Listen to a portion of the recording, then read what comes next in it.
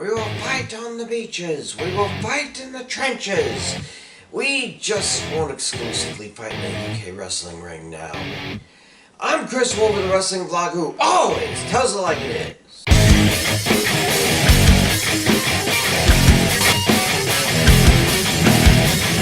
Point of clarity, I have never, ever watched any episode of NXT UK.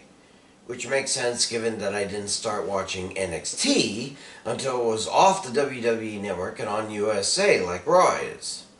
Had nothing against it really. I like that European wrestlers were given a chance to show their talents, just a shame it had to go into lockdown with the rest of the UK when the pandemic hit. But as I kind of figured, NXT UK was not really a separate but equal brand to NXT. It was in fact a AA franchise where NXT is AAA and Raw and SmackDown are the major leagues. Guess that kind of made Evolve single A, but whatever. Oh sure, the two NXTs fought against each other in those Worlds Collide specials. That was how the Cruiserweight title faded into obscurity when a UKer brought it home with him just as the pandemic started. But teams like the Grizzled Young Veterans, now known as the D-Ad, and others like Jordan Devlin, now JD McDonough, and A-Kid, now Axiom, were just biding their time in the UK because before they could leave the island of Great Britain and enter the island of relevancy in the original version. Now, I think the problem with NXT UK is not the talent, it's just that after over a year of not getting any word from it, people almost forgot it still exists. Not to mention that one of their titles is not a belt, but a trophy that is won under very specific, and to American audiences, complicated rules. I mean, 6 2-minute rounds, first to 2 falls wins, if all ends around 20-second breaks between rounds. That's just way too hard for the average US wrestling fan to digest. Almost like the banana ball rules they showed on ESPN last week. Anyway, it was obvious that they were in a tailspin because of what's been happening lately. First, back in June, Josh Briggs and Brooks Jensen, almost perpetual losers in NXT, snuck across the ocean to steal the then vacant NXT UK tag team titles.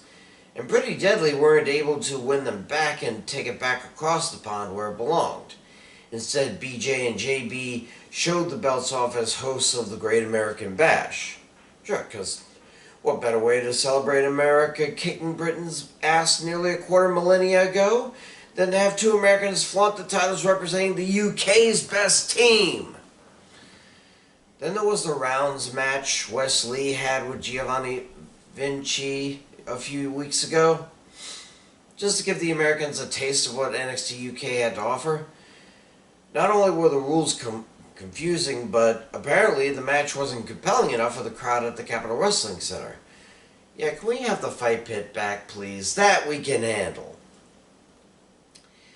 And then there was NXT Heatwave.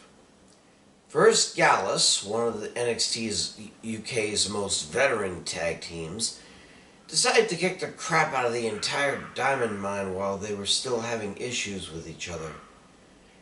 You just have to wonder if Strong will replace the Creeds with Gallus and the Mine. And when Braun Breaker beat McDonough at the end, in marched Tyler Bate, the newly crowned NXT United Kingdom champion. He came into the ring and held the belt up high. Breaker then held the NXT Championship up high right next to it. That is usually an indicator that a unification match is on the horizon. And apparently it is. It was announced later last week that next month NXT UK will go into a hiatus, and sometime next year, assuming Europe isn't a radioactive wasteland by then, it will return as a rebranded NXT Europe. Another announcement says that the next actual NXT PLE on the WWE Network and Peacock will be like none ever seen before. Yeah, except if you count Survivor Series 2001 when almost all the WWE and then WCW titles were unified. This is just the ultimate worlds collide, folks. Bate versus Breaker to unify both NXT primary titles. BJ and JB versus the Creed brothers for the both tag titles. Mandy Rose and Meiko Satomura. Hey, she had to go somewhere after NXT Japan was scrapped. To see who's the best woman in NXT, and I don't know, I guess maybe one last rounds match between Carmelo Hayes and Noam Dar to unify the North American title and the Heritage Cup? After that, NXT will fade into vague memory as NXT UK as we await NXT Europe's arrival. Wait. Oh no.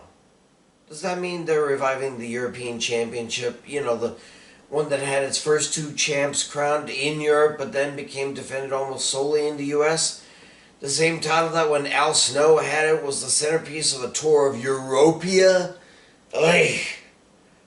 Well, in any case, we can all agree that NXT UK wasn't the worst idea the WWE ever came up with. It just wasn't the most memorable either. Maybe NXT Europe will be even more popular and lead to NXT franchises in other continents, you know, once the people calm the hell down and not want to kill each other so much in said continents. I wouldn't mind seeing NXT Africa or NXT Aussie or the like. For now, I'm more interested in what will happen to the NXT UKers currently on the roster, and more importantly, if Ilya Dragunov will be welcome as a face Russian in NXT US once he's healed. Stay tuned. I'm Chris Wolvie, the wrestling vlogger who always tells it like it is. Stay safe, pray for peace, and I'll see ya